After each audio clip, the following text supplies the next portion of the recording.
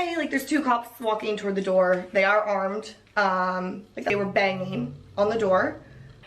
And they were like, well, you're gonna need to call somebody because like he's going to be going to jail. They asked me if I want to see him before they take him away. I wasn't supposed to ask him questions, but I'm sorry. What am I supposed to say? Oh, see you when I pick you up from jail. So I'm like, did you do it? And that's when they said he's asking for a lawyer. I was 2 days away from my engagement party. Dress picked, venue booked, everything was set. Then the police showed up at my door, and they weren't there for me. They were there for him.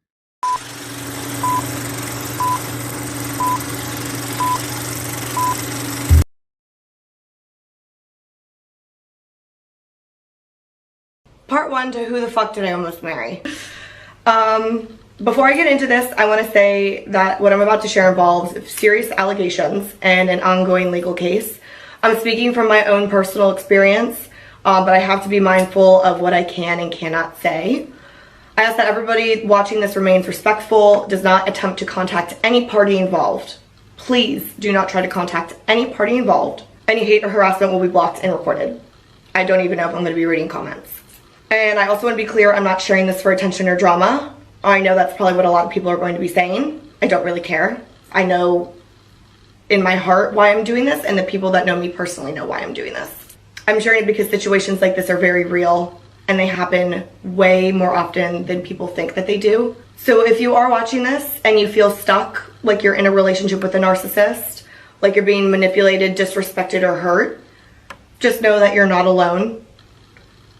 And I hope that if this can even help one person feel less alone and find the strength to leave, then I have done my job. So with that, let's begin. December 11th, 2025 was 2 days before my engagement party.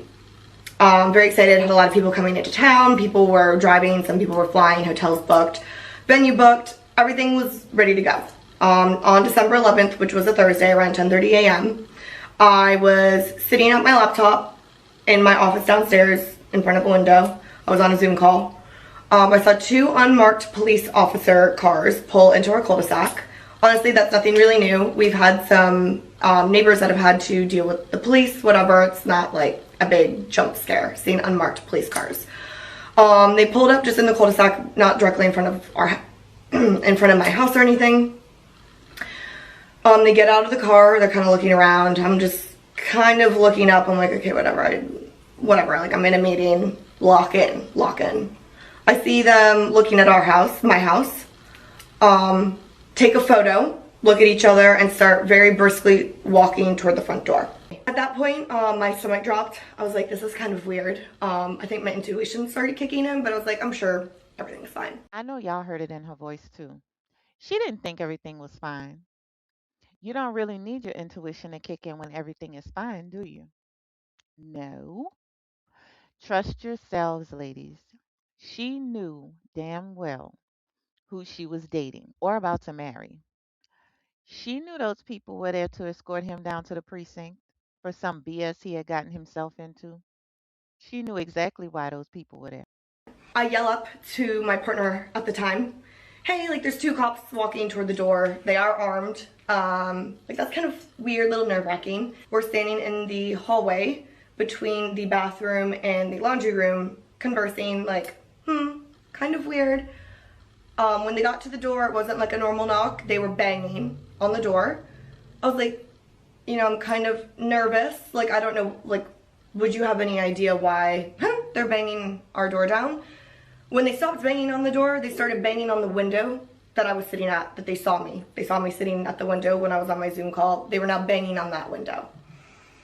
I was sweating because I was like, hey, this really isn't normal. Like, why don't we answer the door? I feel like we should probably answer the door.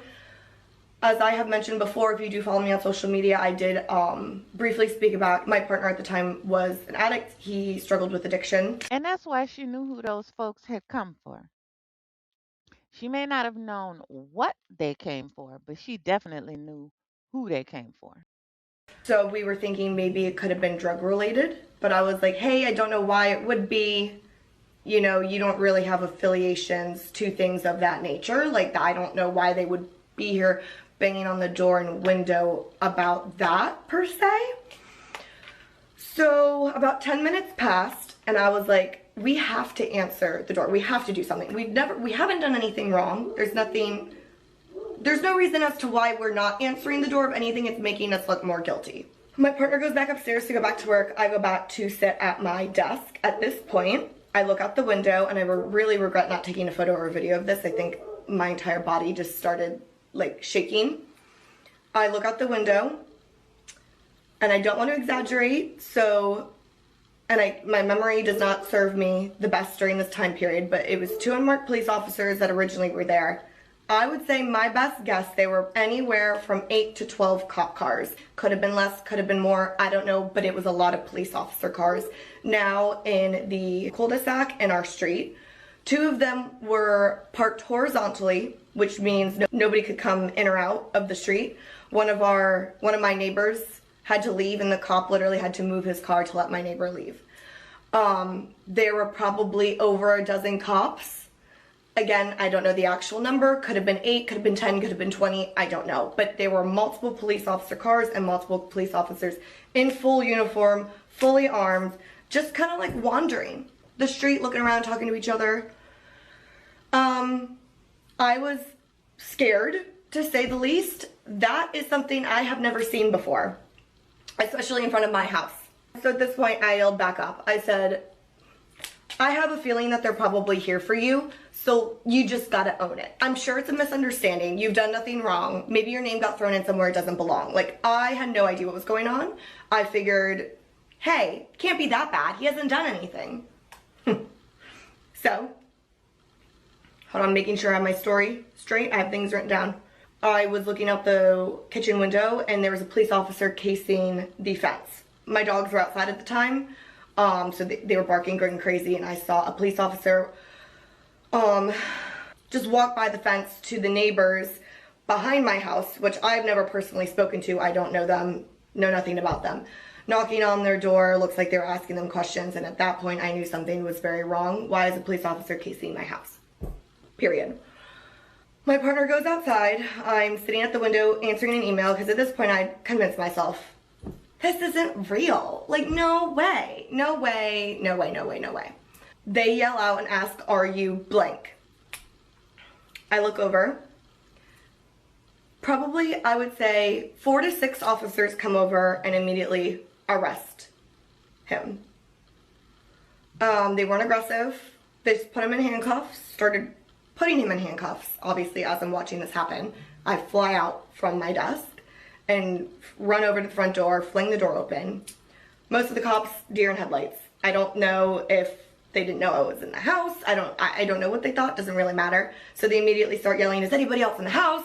You know, is anybody else out here? Is it just you? So my naive little brain is like, oh, they think we're harboring a fugitive.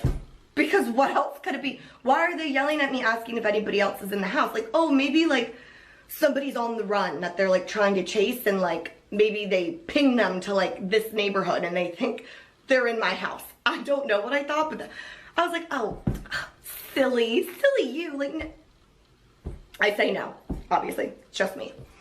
They walk him into the cul-de-sac. So there are 2 cops on the porch asking if they can come in, and based on the movies I've seen, I'm like, no, do you have a warrant? Now it's kind of funny. And they kind of giggled and looked at each other. They said, no. I was like, I don't want to let you inside of my home for you to like ransack it. I don't even know why you're here. Like, this is my house legally. This is, he lives here, but this is like my home. Like, show me the warrant. You know, it was cold. Obviously it was December. They were like, we can talk to you outside if you don't want us to come in. But like, you're not wearing a jacket. So like, we're just trying to be considerate. I was like, yeah, okay. A man being considerate. Okay, sorry, I need to stop making jokes. It's just how I process this. So I was like, okay, whatever, come inside. They take 2 steps inside. We're standing right in front of my front door. There's a taller police officer. There's a shorter police officer. The taller police officer taking out his phone. I I assumed he was getting ready to show me something. He said, is blank your fiance? I said, yes. Like, yes, we're getting married in 4 months. Our engagement party is literally in less than 48 hours. Like, what is going on? Like, they kind of look at each other, and I'll never forget this, because the cop on the left lost all the color in his face. And that's when I knew something really bad was going on. And the taller police officer that had pulled out his phone to show me something looked at me dead in the eyes and said, your fiance has been soliciting a minor online. This case had landed on my desk in early October. We've been building the case ever since then, and we just got enough information to arrest him today. He has 2 active warrants out for his arrest, one in one county and then one in another county for same thing but different charges. At this point, I couldn't hear. Like, I know this sounds very dramatic, but those movie scenes when like the main character's ears start ringing and like your eyes start going in and out, like my skin felt cold. Like I felt like I just stepped inside of like a walk-in freezer in a restaurant, and I couldn't hear and I could barely see anything. That's when the cop on the left reached out and grabbed my arm. I think I was probably gonna pass out. And the other cop started asking me questions, and I said, I just, like, I need a second. Like, and I just kept saying no. That's all I remember repeating is no. Like, no, no, no. Like, no. We're getting married in 4 months. Like, no. No, like, no. Like, no, like, no. Like, literally, no. This is not happening. He pulls out a photo of my partner and asked me to confirm if it was him. I obviously say yes. The photo wasn't anything bad. It was just a photo of him in the kitchen. I'm not going to go into detail because I don't know if I legally can, but he could send that to anybody. He could send it to a family member. I was like, I don't understand. Like I don't understand. That's just like a regular photo. He could send that to anybody. Yeah, I don't understand either. In case y'all haven't noticed, this woman is trying her best. I mean, her very best to be in denial. She's looking for any possible reason just for it not to be so. And I mean, I don't blame her. I'm definitely not throwing shade because I get it, but I'm just saying it's right there. He did it. They said that they couldn't discuss the legal aspects of the case with me since, like, I obviously wasn't involved. At this point, the other officer had pulled out a chair for me to sit down. I don't honestly really remember what was said after that when the cops were inside the house. I truly don't think it was anything really relevant. I think they were asking me where his phone was. I said it's probably on him. He only has one. He doesn't have a lot of like devices per se. He doesn't have multiple phones, nothing like that. At least to my knowledge, he didn't. So they asked me who I want to call, and I didn't know. I didn't know who to call. Because I didn't believe it. I was like, this isn't real. This isn't happening. It's a misunderstanding. So I said, I don't want to call anybody. And they kind of looked at each other. I said, I don't know who to call, because this is like Pandora's box. Once this is blown open, like that, this doesn't go back inside. So what am I going to do? Call my parents and say, you know, the man I was going to marry is now in handcuffs because he allegedly has been soliciting a minor online? Like, no, I'm not doing that. And they were like, well, you're going to need to call somebody because, like, he's going to be going to jail. You know, we don't know the details, if he's going to get bail, if he's going to get bond, or however exactly it works. So I ended up calling somebody, and his family is very close to him, obviously. They were just as devastated and, like, dumbfounded as I was. At this point, I think an hour had probably passed. They asked me if I want to see him before they take him away. And this part is kind of funny. At least I think it's funny. Standing on the porch with the 2 officers that were inside of my home, another police officer came over and said, he's asking for his cigarettes. I said, oh. he's asking for his cigarettes. And at this point, the police, all three of the cops were kind of looking at each other like, oh. I very loudly yelling say, and I'm not going to raise my voice in this video because I'm staying very calm, cool, and collected, but just imagine a very angry, devastated woman being asked to bring him cigarettes and then say he's not getting his stupid fucking cigarettes. He's not getting anything. And the cop said, okay, I'll pass over the message. And another police officer in the cul-de-sac said, we got it. We got the message. Yeah, thank you. I was allowed to go see him in the cul-de-sac. They said I could go see him as long as I didn't lay my hands on him and I don't ask him questions about the case. And I said, well, what are my rights? What are my rights? They said, what do you mean? I said, well, you know, what would happen if I would lay my hands on him? What would happen to me? Well, you know, that's domestic violence. You would probably get arrested too. I said, probably or 100%. Can we, like, it's a yes or no question. Obviously, did not do that. I was still on the phone with his family member at this time. I wasn't supposed to ask him questions, but I'm sorry. What am I supposed to say? Oh, see you when I pick you up from jail. So I'm like, did you do it? And that's when they said he's asking for a lawyer. Bet you were asking for a lawyer. And that's when I was like, oh my God, he has done something really, really bad. So obviously they take him away. I hang up the phone with his family member, and then I'm just standing in my empty, silent, quiet house.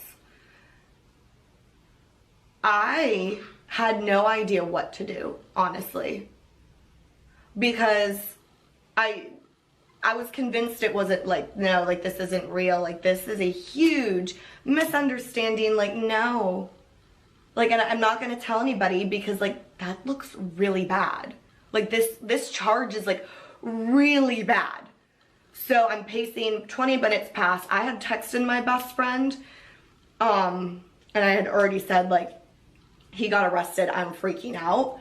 She hadn't responded yet, obviously she's employed, she's working. But then she texts me and I'm not answering because I immediately regretted sending that text. Like, why? What? Like, keep it to yourself. Like, you can, like, I was telling myself, like, you can do this alone. Like, you just keep it to yourself. We'll get through it. Like, this isn't real. This is a misunderstanding. By tonight, we're going to be laughing. Like, it's not a big deal. Don't tell anybody. But that, at that point, she was calling me, and I kind of had to answer, you know? So I'm telling her what just happened, freaking out. She's calming me down, and I was like, this isn't, like, this can't be real. Like, this has to be a misunderstanding, right? And she was like, I'm going to hold your hand when I say this, but, like, they just don't come and arrest people for no reason. If they say they've been building the case for basically 2.5 months, then they have something, and babe, it's bad. Hearing that from somebody else, somebody who I've grown up with that I consider blood, that is like me in a different body, that I would be saying the same thing to her, that's when I realized how serious this was. So I hang up with her and I call my mom, who was not in town. She was getting ready to board a flight to come home, telling her what happened, freaking out. She calls my dad. So then my dad comes over to just try to do whatever he can, I guess, to help me. Oh my gosh, I keep getting interrupted by my dogs barking at the Amazon delivery drivers. So my dad comes over. I don't even remember what we were doing at this point. He removed any weapons from the house just to be safe because we didn't know what was coming. We didn't know what was happening, and, you know, yeah, period. I think that was a very smart and intelligent move to move any weapons from the house. He stayed with me maybe an hour or two, and then he left. I just wanted to be alone. The rest of the day is a complete blur. I was on and off the phone with his family member, my parents. My parents did come over that night. I remember getting really nervous because I hadn't heard from my partner at all. When they had taken him, they said that they were taking him to a specific jail, and that it would be calling from like a specific number. It would say like XYZ jail calling you, so like I would know. Never got a call. His family member never got a call.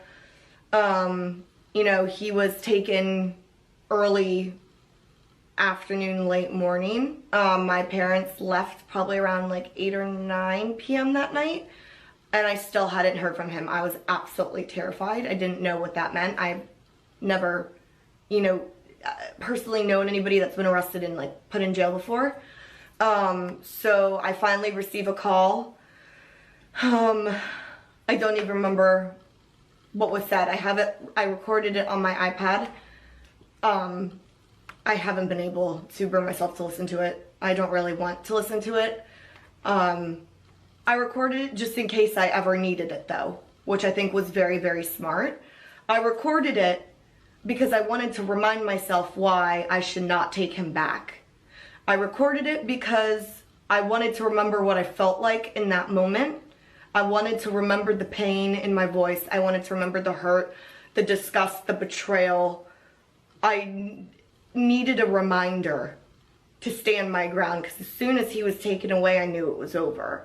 Whether I was able to physically bring myself to leave or not, that is a little bit further into the story, but my brain was already going a million miles an hour of, oh my God, I don't know how deep this goes. I don't want to be associated with, you know, you're just thinking all of these things. Like, it's like the cheating aspect of it didn't even occur to me until like maybe 24 hours later, that it finally clicked. Like, by the way, he's also been actively cheating on you for a minimum of 2.5 months. And that's when I really started to feel physically ill. I mean, I was already physically ill, you know. The next morning I woke up and we had to go to his court hearing to see what they were going to rule. Again, I'm not super familiar with the legality and the legal terms of things of this nature, but I think it's like when you go to see if a bail or a bond's going to be set, like if somebody's allowed to be let out, or if they're being kept until like the real court hearing date thing. He was let out on recognizance, which is public information. You can look that up, so I know I can share that. And if you don't know what that means, because I didn't know what it means, it essentially means you're let out on, you know, we're letting you go because we don't believe you're a flight risk. We don't think you're not going to show up to your actual court case. But if you don't show up, then you owe us X amount of money, and then I believe you go back to jail. I don't know if that's true, but either way, for that specific warrant, I guess is the correct term, he was let out on recognizance. So I sat with his family member in the parking lot of that jail. I don't know, 2 hours, 3 hours, until we finally called the magistrate of that jail and was like, we've been waiting for a very long time for him to come out, and like he hasn't come out. That's when we realized, because of the other warrant in a different county, he wasn't able to be seen before a judge until a few days later, especially with the weekend. So they weren't releasing him. Obviously, I was devastated. Absolutely devastated. Like, I was just like, things actually just... In that moment, I felt like nothing could actually get worse. I felt physically ill. We leave, obviously. It's like the middle of the day. I'm on the phone with my parents, devastated, sobbing, freaking out. I look outside and I see a car pull up. It was my best friend. She literally just pulled up. Like, period. She walks in, she goes, well, where is he? I said, baby, he's in jail. She was like, okay, well, first off, like, are you okay? How are you doing? And then she goes, damn, I was ready to pull up. I was ready. I was like, I know you were. Oh, I know you were. And at the time, I didn't want anybody here. I wanted to be alone, but I'm really, really thankful she came down. Anyway, a couple of my other really good friends that were coming in for the engagement party had booked hotels, came down because, like, they already paid for the hotel, so, like, yeah, whatever. You know, I spoke to him through the collect calls. It's not funny. I'm not laughing because it's funny. I'm really thankful. Oh God, I feel like I'm gonna get emotional. I don't have siblings, and I love my parents, but I feel like when you're raised an only child and you're hyper independent and you try not to rely on people for like really anything at all, sometimes with really traumatic and like drastic situations like this, it's really easy to isolate yourself and internalize it and try to just work through it on your own, because you're like, I don't want to burden anybody else. Like, this is like, yeah, this is really fucked up, but like, this is my problem. Like, everybody else has their lives, they have their own problems. And not having like that sibling blood bond, having a really, really good support system, I think is the main reason. One of the reasons why I was able to survive this. My friends really stepped up. They like really stepped up. Which is why I always say, choose your friends like your life depends on it, because one day it might. And I don't think I'll ever be able to repay them. I would step in front of a moving vehicle for any of them without even batting an eye. And I know they would do the same for me. And for that, I can't even describe how thankful I am to have that type of bond with somebody who is not blood related. Because to me, they're blood. To me, they're closer than blood. Like, we share the same DNA. Like, I don't know how to describe it, but it's a type of love and bond I haven't experienced anywhere else in my life. I can't even formulate the words to thank them. But throughout that weekend, they were just like, what do you want to do? Don't care. We'll do whatever. It was the weekend of just going out, taking my mind off of it, trying to eat, you know, trying to do anything, taking phone calls from him, taking phone calls from my family, his family, figuring it out, trying to get a lawyer, which I did secure him a lawyer. I am the one that got him the lawyer. I will own that. I don't care what the opinion is about that. I needed to do something. And at the time, I didn't know the extent of anything. I still don't. And I wasn't going to let him sit there without a lawyer. And, you know, I did what I felt that I needed to do. And I don't regret that. I don't regret getting him out. So yeah. And the next court case comes around. Again, this is all public information. You know, you can look it up. So I legally can talk about it because you can look it up online. The second court case was that Tuesday, so he was in jail for 5 days. By then we had the lawyer, because this was the felony charge he was being charged with. You know, we went into that courtroom. I didn't really know what to expect. I don't know if I can talk about what was said in the courtroom, but what the defense had said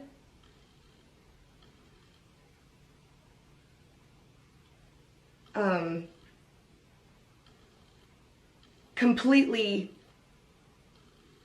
made me do a 180 in that moment. I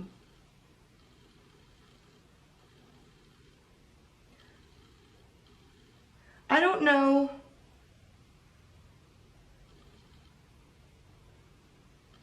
And you know, it's kind of like a he said, she said. In that specific courtroom, the defense saying things, and then the lawyer for him, you know, rebuttaling, saying we don't know what's true, we don't know what's not true, and the judge basically agreeing, like, we don't know what is true and what's not true. I don't know if I'll ever know if what was in that courtroom was true or not, but what I do know is that something that was said in that courtroom was brought to light last week by somebody else who reached out to me that really just confirmed that he had been lying and is lying about probably everything. He was allowed to be let out on recognizance, so that meant that he could go free that night. Obviously, I'll never forget that car ride home. I probably shouldn't have been driving. I wasn't drunk or anything, dear Lord. It was just, I was like in a fit of like rage, like fury, like I can't even describe the amount of rage. I probably shouldn't have been driving. I wasn't drunk or anything, dear Lord. It was just, I was like in a fit of like rage, like fury, like I can't even describe the amount of rage that I was filled with leaving that room. It's a type of anger that I hope I never feel again in my life, but a type of anger that, this might sound dramatic, but kind of like changes you as a person to realize that another human being can make you this angry about something that you can't even control, that you had nothing to do with. So I got home, he called me and said that he thought he was going to be released at X time. And I remember he called me and he had a slight attitude because one of his family members had been calling, asking questions, like trying to figure out when we were supposed to go to pick him up. He had the audacity to have an attitude. Yeah, and that's when I really lost my shit. Yeah. I think 2 people down using the phones in the jail probably could have heard me through his phone. Yeah. Yeah. So obviously go to pick him up. I don't know, people are gonna have opinions as to why I picked him up, but I did. You don't know what you're gonna do in these situations. I had so many questions. I wanted to see him, you know, I wanted to touch him. Like, it was just, it's traumatic. Like, what am I supposed, like, it doesn't matter. I picked him up, and when you get released from jail, you're let out with other people. So there were a bunch of people in the parking lot waiting. Other people were laughing, high-fiving, hugging. I don't know why they were locked up. I don't really care. Comes out, acting like everything's all peachy. Everything's all peachy and good. Tries to kiss me. I said, what is actually wrong with you? He's like, well, can I hug you?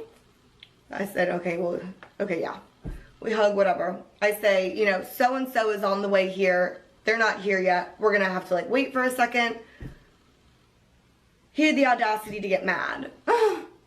Why are they coming? Like, why are they coming? Like, I just want to go home. Mind you, like I stated before, multiple people are in this parking lot picking up whoever. I turn around, and again, I'm not going to yell because I'm staying very demure during this video. I said very loudly, scarily, I might add, so-and-so is coming because you went to fucking jail for multiple days and we don't know why.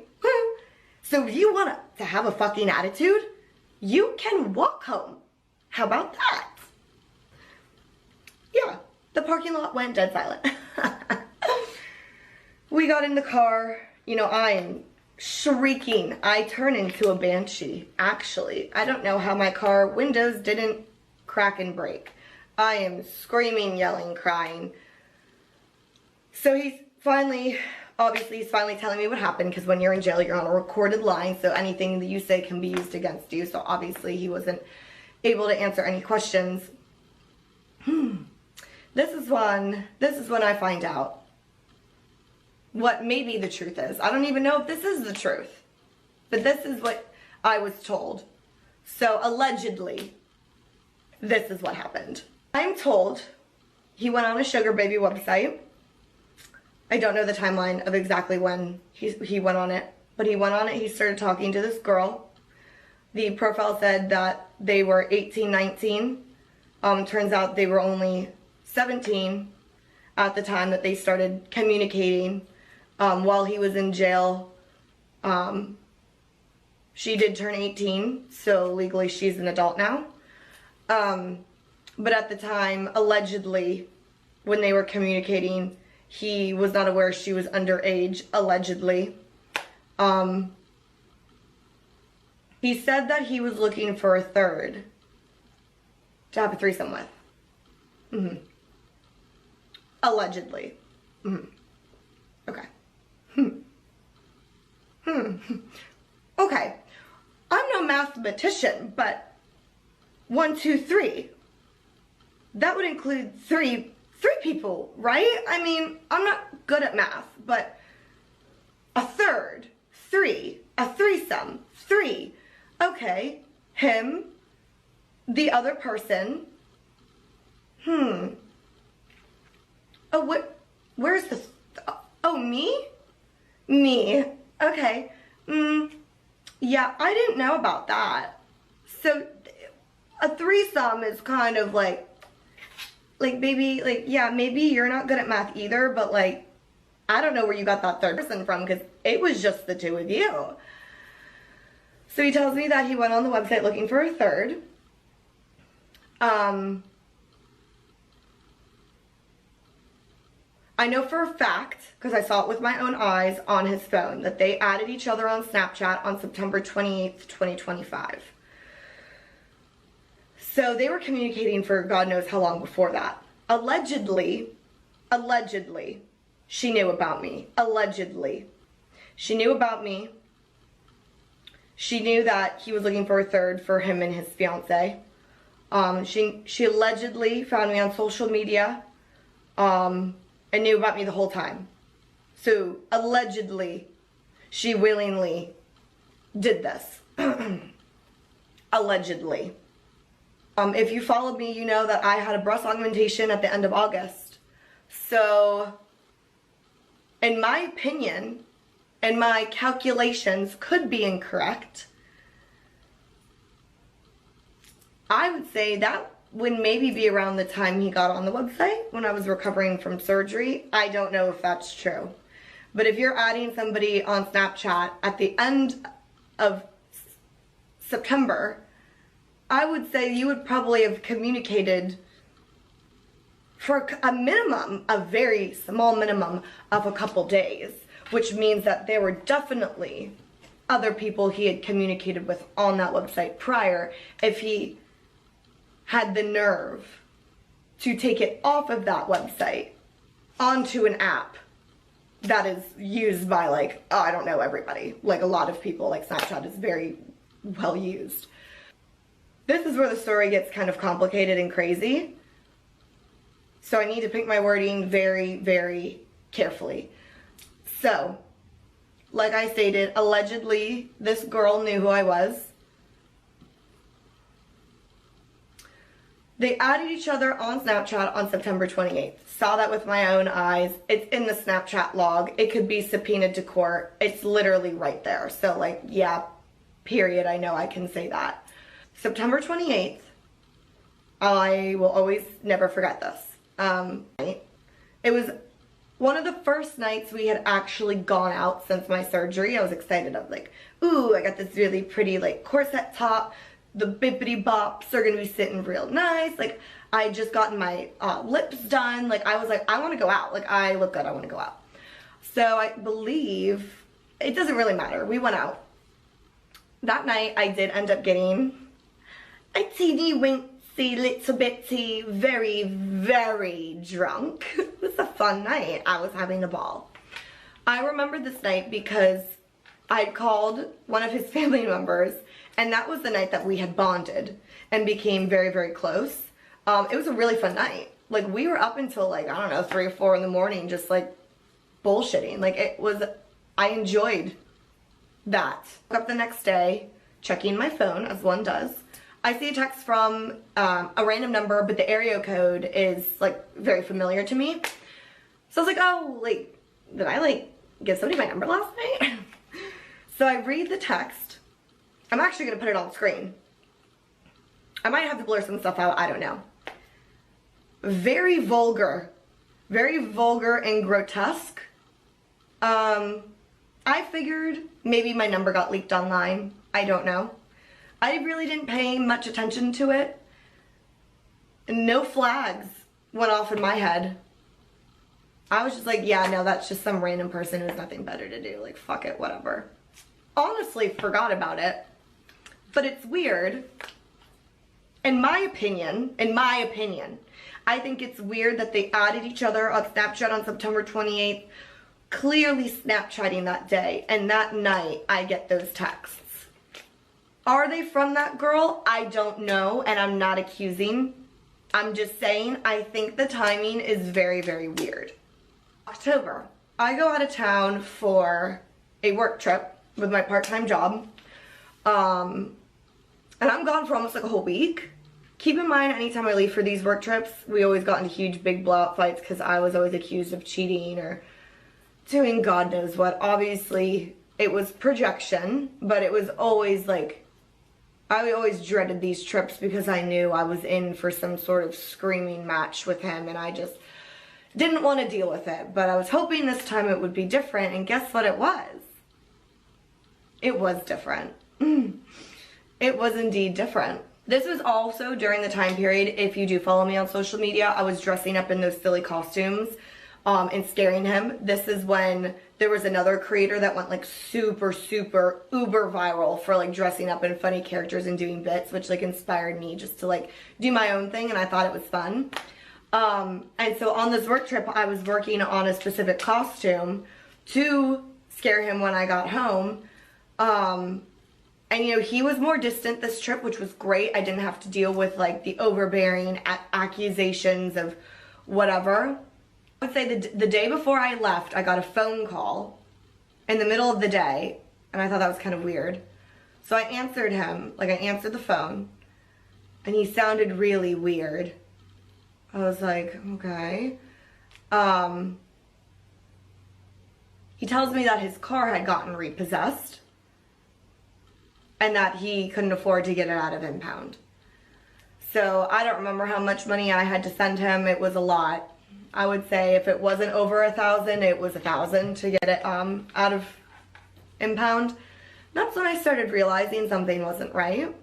He had a good job. He made good money. Where's all his money going?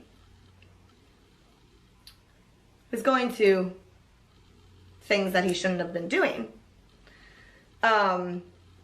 So he gets his car out. The reason I'm telling you this is because that week, allegedly, that week is also the week that he had met up with that girl in person, in a very well-known location in the area that we live in, and did God knows what. I don't know. I'll never know. I don't want to know. I don't care. Don't care. They did meet in person. That's why the charge in a different county was the felony charge. So I was like, okay, I go out of town. You meet up with a sugar baby, and then your car gets repossessed. Clearly, baby, you ain't got no sugar. I'm the sugar daddy. That's kind of funny. So now we're in November. I post our engagement photos. Immediately within 30 minutes, I'm getting random texts from multiple random numbers. It wasn't just one or two this time. I probably got like close to a dozen. And I'm going to put them on the screen. I'm going to have to blur some stuff out because I don't want to get, you know, censored or get in trouble. But they were foul. They were fouler than the last time. They knew details. They said specific things that a random person that just got my phone number wouldn't say. So clearly I knew this person knew me and or knew him. And I started going off. Like, what is this? Like, this is the second time this has happened, and this is like way more than the other time. And I had gaslit myself, and he had gaslighted me into believing, you know, whatever. I thought maybe, this sounds so silly, maybe it was my ex from college. That makes no sense now that I'm saying it out loud, and I've thought about it over the past couple months. It makes no sense. Of course, when you're in a relationship with a narcissist, your brain literally gets rewired to like protect yourself. Again, allegedly, well, there's no allegedly. I don't know who this text came from. It's definitely the same person. And whoever it was definitely triggered by the engagement photos and definitely knew who I was on social media, whether they followed me or not. They were keeping tabs. I'll never know who actually sent those texts, nor do I care. I just think the timing is very ironic of it all. Okay, now we're in December. Already went through all of that with you. So now we're getting into the messier part of the situation, and this story is much longer than I thought it was going to be because there's a lot of parts to it. Now we're kind of entering the gray area for me of how I handled the situation and how things unfolded. We are now in January. I'm not going to go into detail of everything that was said and, you know, whatever, because it's not really important. It's not really anybody's business. But we were playing house, more or less. I will own up to that. And I will take accountability that he was actively living with me. I had lied to basically all my friends and family that he wasn't staying with me, that, you know, whatever I had told them was a straight up bold-faced lie. Do I regret letting him stay with me for that month after the incident?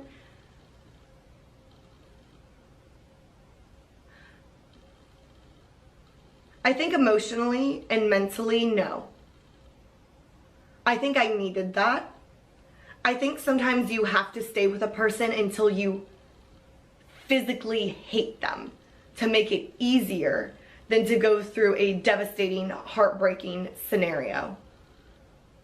I also just needed some sort of clarity. This wasn't just like, oh, he cheated on me.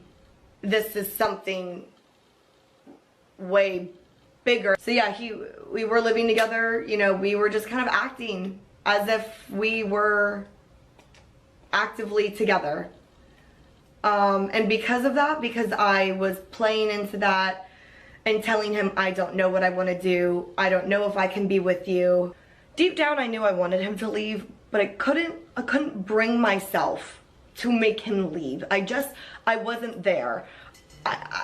You know, you're just so devastated in a situation like that, and it's just so normal, and your nervous system is so dysregulated for so many different reasons that having the person that dysregulates it brings you comfort, whether you realize it or not.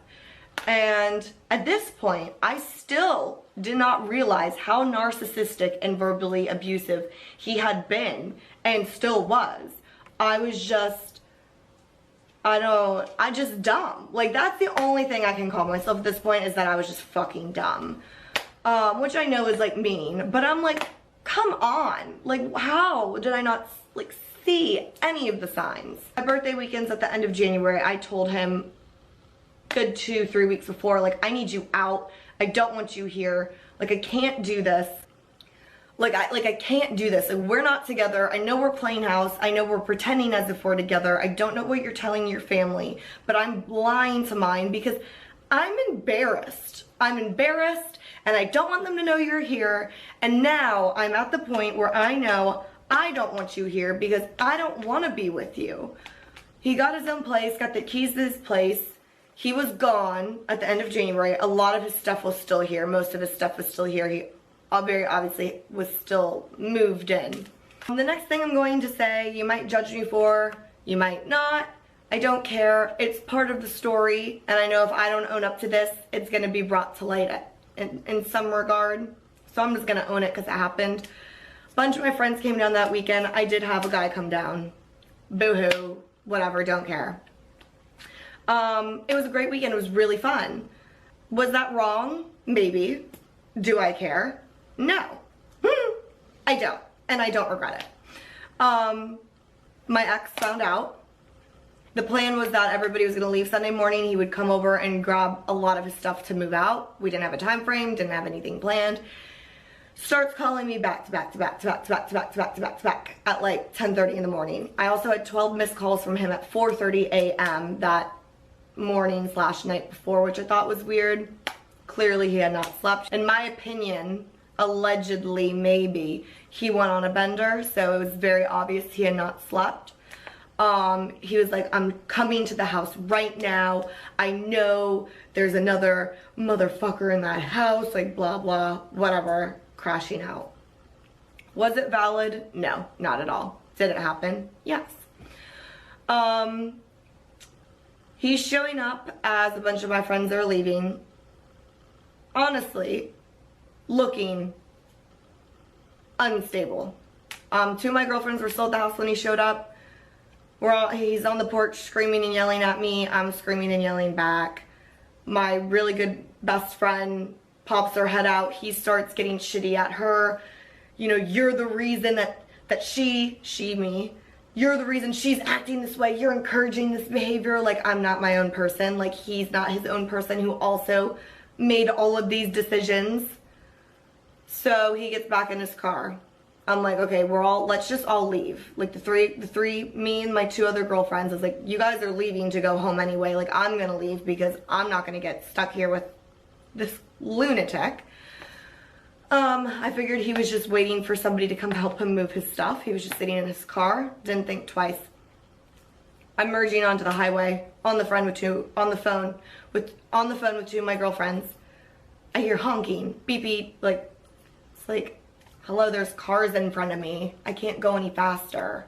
Look up, it's him. On my ass. Chasing me onto the highway. Okay. I knew he knew where I was going because I only have one really good friend that lives in the city where I was going. So I got off. I like looped. I got stuck at a red light. He gets out of the car. Approaching my driver's side window. I pull across all 4 lanes of traffic and just am speeding down the road as safely as possible, obviously. He's now parallel with my car, screaming at me through the window. My window is rolled up, mind you. I'm sorry, I'm not laughing, but like, it's like, it makes me like really cringe. He said, you broke my heart, just talk to me. So I thought, I'm either gonna drive back to my house and he's clearly gonna follow me there and it's just gonna be us two out the house, or I can pull off into this public parking lot and deal with this there. So that's what I did. Didn't get out of my car, kept the doors locked, kept the window up. I had one of my dogs with me because I was afraid if he got in the house, he would try to take the dog. And I was like, no, you're not taking my dog. Don't even remember what was said, but very clearly, it was very clear to me he had not slept. The way he was talking, he was spitting all over the window, which was gross. And then I'll never forget, he said, well, you don't even know that I fucked 4 different girls in the past 6 months. And I guess the way I reacted, he was like, I don't even know why I said that. I don't even know why I said that, like that's not even true. Are you sure it wasn't true? I digress. For some reason, I decided it's a good idea for us to go back to the house together. And that's where things got a little bit heated. And this is why I filed the protective order. Okay, so we get back to the house, screaming and yelling at each other. That's where that video I posted on Instagram and TikTok came from. If you follow me, it was the one when he was yelling at me, calling me a self-absorbed, conceited bitch. I don't care about anybody but myself. That's why he was drinking so much. I wouldn't take my face out of my phone, blah, blah. That's his justification for cheating on me. And he was acting that way because he had somehow found out that I had a guy there at my house the past weekend when he was literally moving out because he was arrested for soliciting a minor online and we were not together. We go back and forth. I don't remember the exact details, but somehow he'd gotten in my face. That's nothing new. We've gotten in each other's faces before. Not saying that's okay or normal, but I wasn't alarmed at first until he had cornered me in the kitchen, right in front of my dishwasher. It's next to the wall where the back door is. He got really close to me, and something in my stomach was like you need to run, like get away from him, like you need to run. But I couldn't because I was cornered. And that's when he bucked at me. Buck, juke, whatever you want to call it. Like before you hit somebody, he like bucked at me and said I should fucking hit your ass. And without even thinking, I had a TJ Maxx bag in my hand. There wasn't anything heavy in it. I don't even remember. It was like party decorations and a towel. I wrapped it around my wrist. As he started to back up, I didn't know what he was going to do. I didn't know if he was getting ready to hit me. I don't know if he was about to walk away. But I swung it back and hit him across the head with the TJ Maxx bag. I hit him hard enough to throw him off balance, and he hit the door. I grabbed my taser. Unfortunately, it was dead.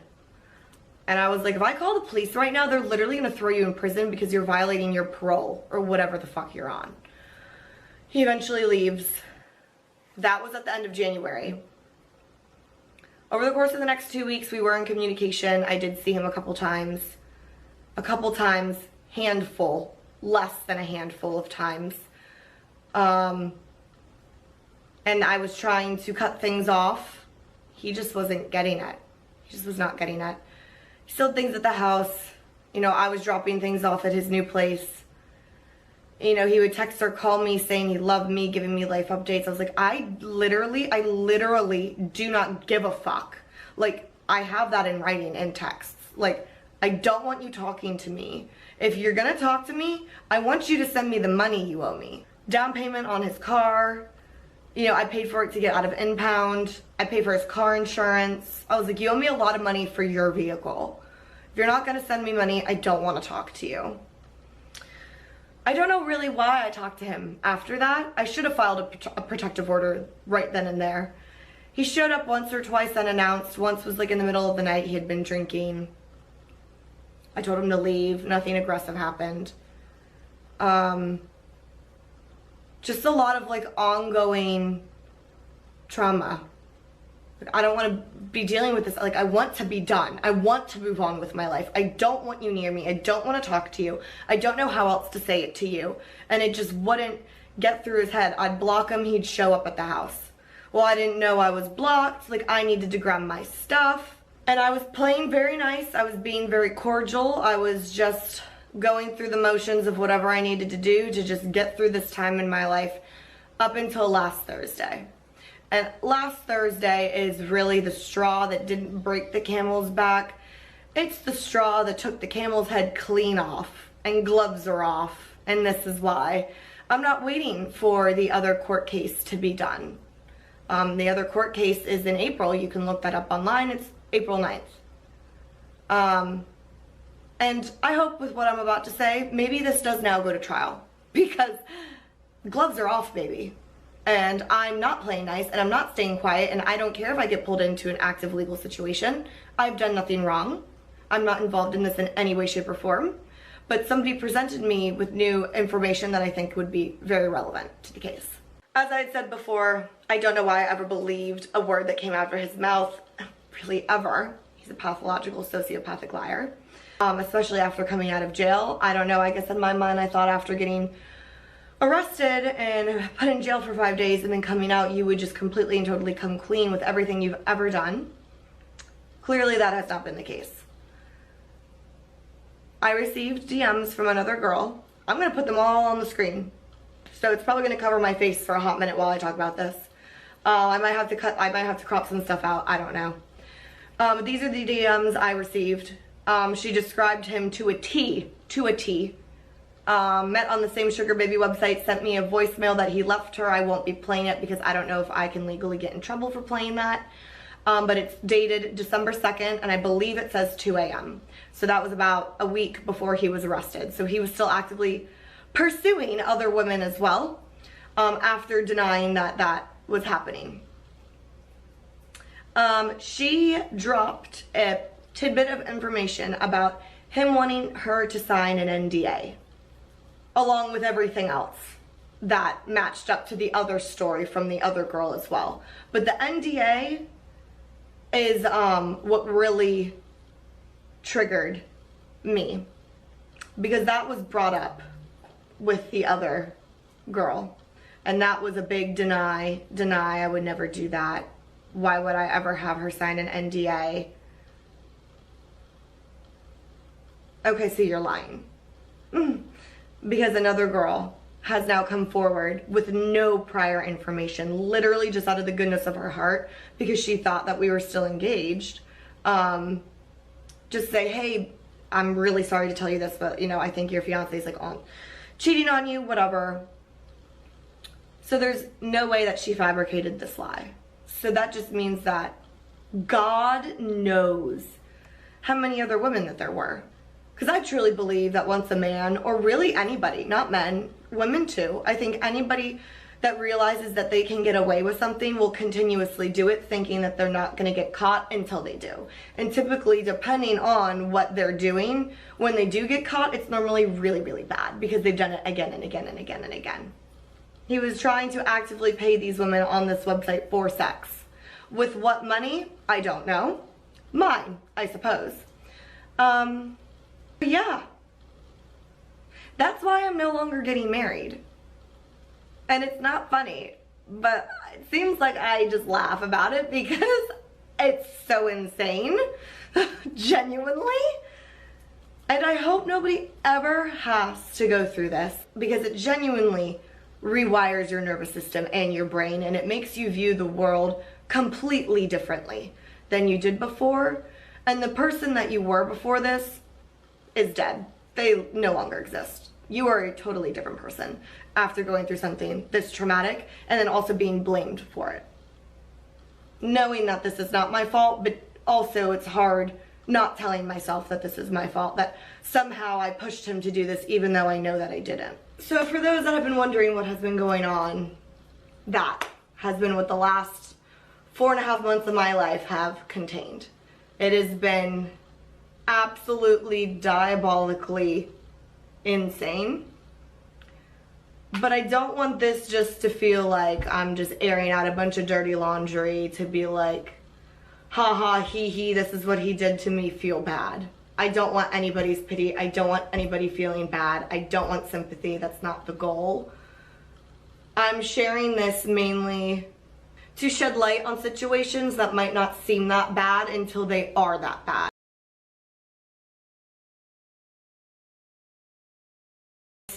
I wrote something down that I'm going to read to you guys, for anybody that might have gone through something like this, just so that you guys feel less alone, I guess, because I felt very alone for the past 2.5 years.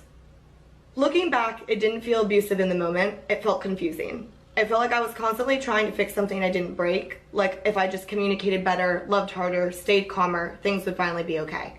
And that's the thing about being with a narcissistic, verbally abusive person. They don't just hurt you, they slowly convince you that you deserve it. They twist your reality until you're questioning your own thoughts, your own feelings, your own worth. You start shrinking yourself just to keep the peace, and you don't even realize how much of yourself you've lost in the process. I spent so much time trying to understand him that I stopped understanding myself. But the moment you leave, the fog lifts, and it's almost scary how clear everything becomes. You realize you were never too sensitive, never too emotional, never too much.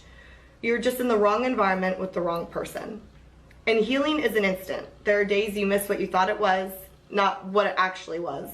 But slowly you start to feel like yourself again, and then maybe even stronger than before. So if you're in something like that right now, where you feel drained, confused, anxious, or like you're losing yourself, that's not love, that's not normal, and you don't have to stay to prove anything to anyone. Choosing yourself might feel like the hardest thing you've ever done, but staying will cost you much, much more. And if you watched this the whole way through, thank you. Thank you for hearing my truth, I guess. And I love you guys. Bye.